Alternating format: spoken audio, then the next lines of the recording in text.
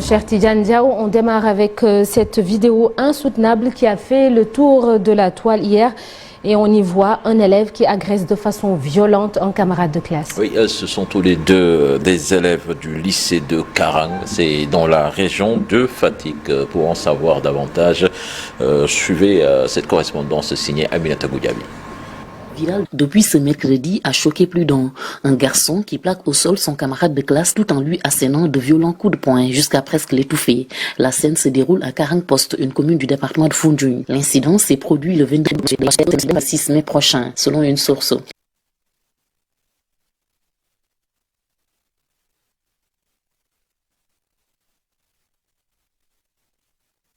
Cette vidéo virale depuis ce mercredi a choqué plus d'un. Un garçon qui plaque au sol son camarade de classe tout en lui assénant de violents coups de poing jusqu'à presque l'étouffer. La scène se déroule. Cette vidéo virale depuis ce mercredi a choqué plus d'un.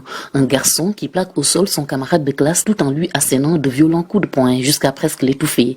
La scène se déroule à Karang Post, une commune du département de Foundiougne. L'incident s'est produit le 26 mai prochain, selon une source. Nos excuses pour cet élément, certainement nous y reviendrons dans nos prochaines éditions. Et puis une délégation de l'inspection d'académie se rend ce matin à Karang pour s'enquérir de cette situation. L'inspecteur d'académie déplore cette violence qui, selon lui, n'a pas sa place dans l'espace scolaire et des sanctions disciplinaires seront prises. Cheikh Yaba Diop Iya de Fatick, interrogé par Aminata Goudiaby et Abdou Karim Bey. Nous avons été saisis de ce cas de violence dans l'espace scolaire concernant 2 élèves du lycée de Karang. Nous avons aussitôt informé les autorités administratives et ministérielles pour conduire à tenir. Les 3 élèves sont identifiés. Les 2 auteurs de ce forfait sont actuellement entre les mains de la justice. L'élève victime de cette agression violente et ignoble fera l'objet d'une assistance psychosociale et une délégation conduite par moi-même, composée du directeur du CASP et du coordonnateur de l'IEMA, se rendra sur les lieux à Karang pour s'enquérir de cette situation déplorable. Je dois par ailleurs souligner que le conseil de discipline de l'établissement s'est réuni pour statuer et faire des propositions de sanctions qui seront entérinées par l'autorité académique. Et on va reparler tout à l'heure de ce sujet dans l'actu commentée.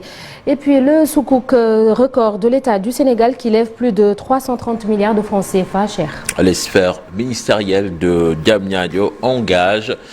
Et puis l'argent devrait être injecté dans les autoroutes à péage et le port de Ndayane. C'est la plus grande opération de l'histoire du marché sous-régional.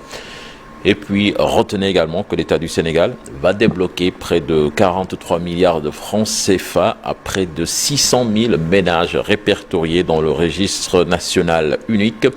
L'opération, nous dit le quotidien national Le Soleil, sera lancée le 10 mai prochain à l'occasion d'une cérémonie qui sera présidée par le chef de l'État. La Commission nationale de concertation du croissant lunaire se réunit ce dimanche. Ce dimanche, jour qui correspond au 29e jour du mois lunaire de Ramadan. Et ce sera pour scruter l'apparition du croissant lunaire. Pendant ce temps sur le marché, la cherté du poulet inquiète les consommateurs. Certains ont jeté leur dévolu sur la viande de mouton. C'est un reportage signé Mariam Ndiaye et Gervais Yao. La Korité.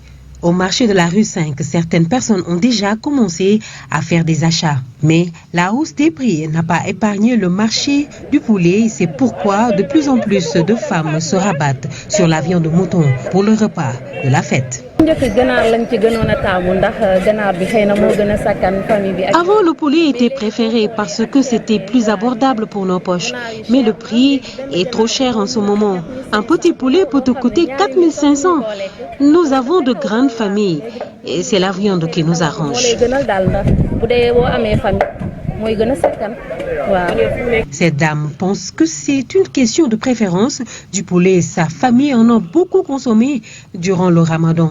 La Korité, c'est un jour spécial. Qui dit jour spécial, dit changement de menu. D'autant plus que d'habitude dans les familles, on consomme beaucoup de poulet en semaine, en mois. Donc pour la Korité, qui est un jour spécial, on fait quelque chose de spécial avec de préférence, avec le mouton. C'est tout seulement ça.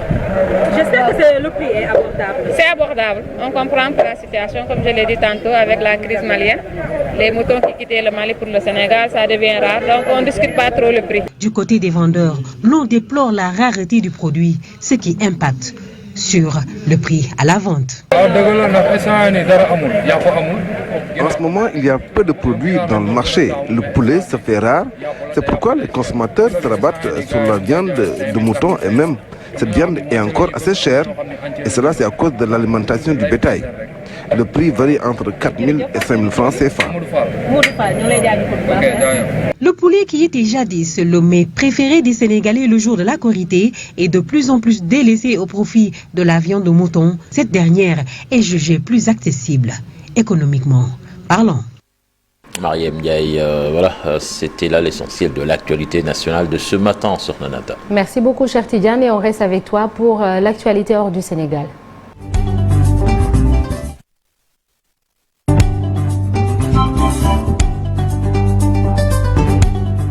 Le secrétaire général des Nations Unies, Antonio Guterres, est à Kiev aujourd'hui. Voilà, il est arrivé ce jeudi à Kiev, à Boutcha, Irpin et Borodjanka, théâtre d'exactions imputé à l'armée russe. De son côté, Moscou poursuit son offensive dans l'est et le sud de l'Ukraine.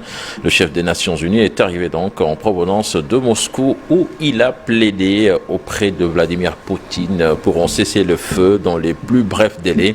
Il s'est également dit préoccupé par les rapports répétés faisant état de possibles crimes de guerre, jugeant qu'il requiert une enquête indépendante. La haute autorité de la communication du Mali a rendu public ce mercredi 27 avril sa décision de suspension définitive de France 24 et RFI qui ne sont plus diffusés au Mali depuis le 17 mars dernier. France Média Monde conteste avec force une telle mesure. Elle utilisera toutes les autres voies de recours possibles. Nous continuerons à couvrir l'actualité au Mali qui intéresse l'Afrique tout entière comme le reste du monde, soutient-il. Et puis, toutes les solutions techniques seront mises en œuvre pour rendre accessibles nos médias, poursuit donc France Média, tout en mettant en œuvre donc, excusez-moi, toutes les solutions techniques seront mises en œuvre pour rendre accessibles nos médias, poursuit France Média aux Maliens et Maliennes qui souhaitent continuer à recevoir une information libre, experte et ouverte sur le monde. FMM rappelle son attachement à l'indépendance et à la liberté d'informer. Et puis le policier a tué dimanche près du Pont Neuf dans le centre de la capitale française. 2 hommes qui auraient redémarré précipitamment à proximité d'une patrouille a été mis en examen ce mercredi 27 avril. Il est notamment poursuivi pour homicide volontaire concernant le conducteur de la voiture selon une source judiciaire citée par l'agence France Presse. De même source, ce gardien de la paix de 24 ans a également été mis en examen pour violence volontaire par personne déposée de l'autorité publique ayant entraîné la mort sans intention de la donner pour le passager avant et pour violence volontaire aggravée par personne dépositaire de l'autorité publique pour le passager arrière. Il a été placé sous contrôle judiciaire. Et puis santé pour terminer avec les effets de la crise du Covid-19 qui commence à se faire sentir sur d'autres maladies. Les cas de rougeole sont en recrudescence dans le monde depuis le début de l'année 2022, alerte l'UNICEF et l'OMS.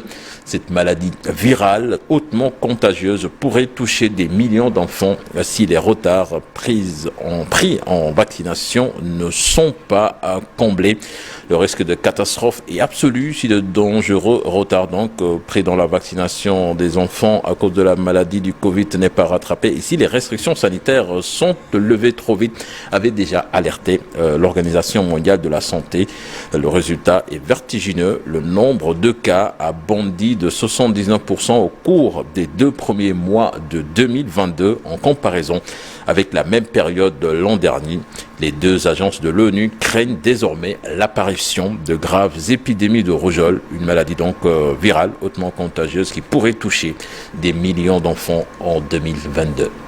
Merci beaucoup, cher Tidiane Dia. Au rendez-vous tout à l'heure pour la version Wolof et puis toujours dans la première partie, dans Un jour au Sénégal, un jour dans le monde, on va parler de la loi sur le parrainage et puis on va parler également un jour, une actu de la série de meurtres au Sénégal.